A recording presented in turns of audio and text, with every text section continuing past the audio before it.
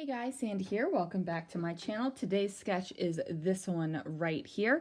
Now this sketch reminds me a lot of a sketch that I did at the beginning of my 100 Sketchy videos where it had circles in the background. So I am going to not use circles today. I'm actually going to use squares and a black sheet of cardstock. That's all I know. That's all I have planned. So let's see what I can do. All right, so I knew I was going to use squares because I had all of these little swatch book squares still in my lovely leftovers Kill-A-Kit. So I thought this would be a perfect opportunity to kind of give a nod to the sketch, but also go ahead and use up a bunch of these squares. So I am going to have 4 squares across and 4 squares down. So what that means is I'm going to have 16 squares. Now this is a Star Wars land kind of scenery photo. You guys, I've said this before, I'll probably say it again, but Star Wars Land just blew me away. It just felt like you were there. It's just all the little details, even to the stuff that was hanging overhead, which is what I took a picture of because I was like, wow, we are here. So that's what I'm going to be scrapbooking, is just this one scenery photo. I'm almost to the very end of all the photos for this Disneyland trip. And I know I've been saying that for a while, but I really am almost to the end. I think I have 1 or 2 more photos to scrapbook after this one is finished. And then I'm going to put the album together, and that just makes me so excited. So I realized that my photo was not going to cover up the entire squares that will be underneath of it. So I went through and found ones that had these kind of bars of color, and I just figured I would use these to go ahead and place underneath of my photo.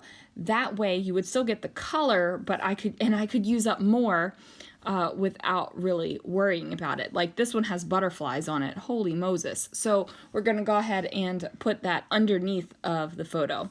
Now, I do kind of line these up so that the corners go in an inch on both sides, and I'm just kind of, eyeballing it. So I'm using my grid mat, but I'm not making sure that it is utterly perfect. I just don't care that much, you guys. Like, I know that might seem weird to say or even weird to hear, but if I'm going to be that stressed out about a couple little squares on another piece of paper, then I've got nothing in my life else to worry about besides that. It would be great if that was the most stressful thing in my life, but I tell you what, it's not. So I'm not even going to bother with that. I'm not even going to care. It just is not. It's not even on my radar for something that I'm going to be stressed out about. It's just not. Now, that kind of thought process and that kind of thinking, it took me a while to get there. I've been scrapbooking for a very, very long time, since I was 16 years old. I'm 40 now, so almost 41, so you guys do the math.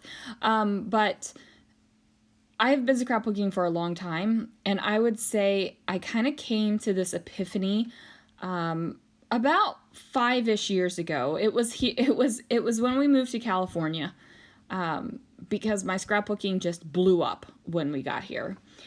Because I realized that I was putting so many constraints and so many pressures on me about what my scrapbooking should be, how it should look, what products I should be using, what techniques I was supposed to be using, what design principles I was supposed to be following. I put so much pressure on that scrapbooking that it wasn't fun. It wasn't the stress relief. It wasn't the therapy. It wasn't the joy that it brought me, and it just wasn't. And I felt like I needed to fix that. So the first thing I did was purge. And I didn't purge everything, but I did go through my paper, and I got rid of probably, I don't know, like a 6-inch stack. And that is an extreme amount of paper, you guys. But I used to go to the store and I used to just buy it if it was on sale, buy if it was on clearance. If a huge stack was on sale, I would buy it. Do you guys remember the slabs? They weren't as good quality as the stacks. They were super thin. They had 4 of the exact same pattern. Some of the patterns were super ugly. I thought they were super ugly way back then when I bought it, and I still bought it because it was cheap. And maybe that's a good mentality to have when you're first starting out and, you don't have the funds, or you don't want to put out the funds for so much at once. But like, buy a few things at a time. Buy what you love. Buy what you want to use. Don't buy it because it's cheap. Don't buy it because it's on clearance. Don't buy it because it's the hot new item. Like, if you don't love it, then you're not going to use it, and it's going to sit in your room and cause you guys guilt. And or maybe it won't, but this is just my experience. So now, like, I only buy the stuff I love. It doesn't matter if, like, everybody and their brother loves it. I don't care, because it's not something I love. I'm not going to use it. It's not coming in my room. It's just not.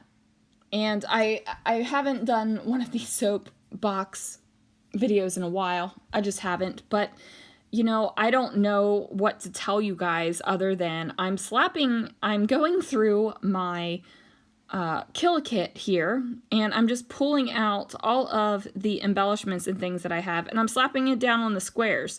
Like, there's no rhyme or reason. I don't have a thought process of, oh, I would like to use a leaf here. Oh, I would like to use a flower here. I have none of that process going on in my head. Literally, the only thing that is going on in my head is I pick up the embellishment that's in the kit, I look at it, and I say, is there an appropriate place on this layout? And sure enough, a lot of the times, there's an appropriate place. I got to use up a lot of the teeny floral puffy stickers here. I'm overlapping some leaves on that wreath right there. Anything that looks like it could go, I'm going to make happen. And that's just because I've got all these lovely leftovers and I need to use them up. That's all there is to it.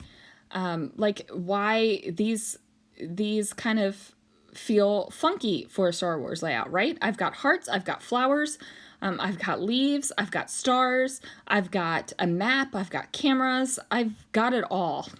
And it all works for me for the way that this album is.